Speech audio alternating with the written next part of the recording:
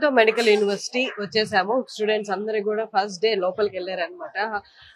Hospital చూడడానికి బున్మతో medical university పక్కనే బున్మతో medical hospital ఉంటది. హాస్పిటల్ ఎంత పెద్దది అంటే ఇన్ఫ్లో ఆఫ్ పేషెంట్స్ కూడా ఎలా ఉంటుందంటే పర్ డే 1500 పేషెంట్స్ దాకా వస్తారు.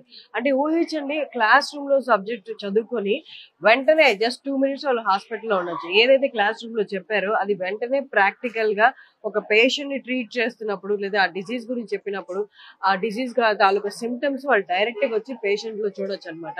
ఇలా చాలా తక్కువగా ఉంటాయి టీచింగ్ హాస్పిటల్స్.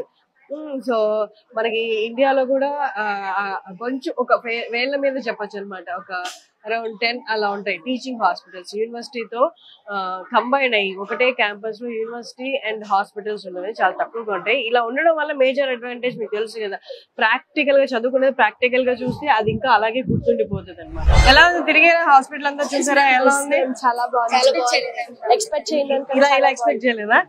కానీ ఫస్ట్ టైం మరి క్లాస్ రూమ్ కి వెళ్లకుండానే ఫస్ట్ హాస్పిటల్ లోకి వచ్చేసారు, ఫస్ట్ ప్రాక్టికల్స్ కి వచ్చేసారు థియరీ పార్ట్ కంటే. ఇక్కడికి వచ్చిన తర్వాత ఏమనిపిస్తుంది? చాలా కాలేజ్ ఫ్యాకల్టీ కూడా చాలా ఫ్రెండ్లీగా ఉన్నారు, చాలా బాగుంది కాలేజ్. వియత్నాం పీపుల్ అబ్జర్వ్ చేస్తారు, చాలా ఫ్రెండ్లీగా ఉన్నారు. అసలు పట్టుకొని వదలట్లేదు మ్యామ్, చాలా ఫ్రెండ్లీగా ఉంటున్నారు, ఫొటోస్ తీసుకుంటున్నారు, వాళ్ళ చిల్డ్రన్ కూడా మాకు ఇస్తున్నారు పట్టుకోమని. సో అదే ఈ వైట్ కొట్టుకున్న వాల్యూ. మిమ్మల్ని చూసిన వెంటనే వాళ్ళు మమ్మల్ని సేవ్ చేయడానికి మాకు హెల్ప్ చేయడానికి వచ్చారు అన్నట్టు. కొంతమంది అయితే చెక్ చేయమంటున్నారు కూడా మ్యామ్. చెప్పారా? ఇంకా స్టార్ట్ చేయలేదు. అది చెక్ చేసింది మ్యామ్. చెక్ చేసి సెటోస్కోప్ చెక్ చేసావా? Okay okay. పైన చూసారా రూమ్స్ ఎలా ఉన్నాయి? డిఫరెంట్ డిపార్ట్మెంట్స్ కి వెళ్ళారా?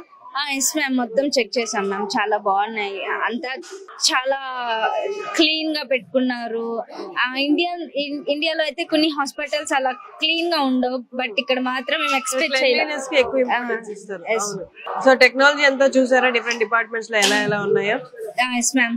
మిషనరీ అంతా చూసారా? చూసాం మ్యామ్. సరే ఓకే, క్యారియర్ మీరు ఎక్స్ప్లోర్ చేయండి హాస్పిటల్. చూసావా మొత్తం తిరిగి? చూసిన. హాస్పిటల్ బాగుందా? యూనివర్సిటీకి వెళ్ళక ముందు ఫస్ట్ హాస్పిటల్ తీసుకొచ్చారు. బాగుందా? అందరూ ఎక్స్పెక్ట్ చేసినట్టే ఉందా? అంటే మరి ఇంత ఎక్స్పెక్ట్ చేయలేదు, కానీ చూసిన తర్వాత అసలుకి ఊహించని స్థాయిలో ఉంది మాత్రం. బాగుంది, చాలా బాగుంది. ఎక్విప్మెంట్ అంతా కూడా చాలా హై క్లాస్ ఎక్విప్మెంట్.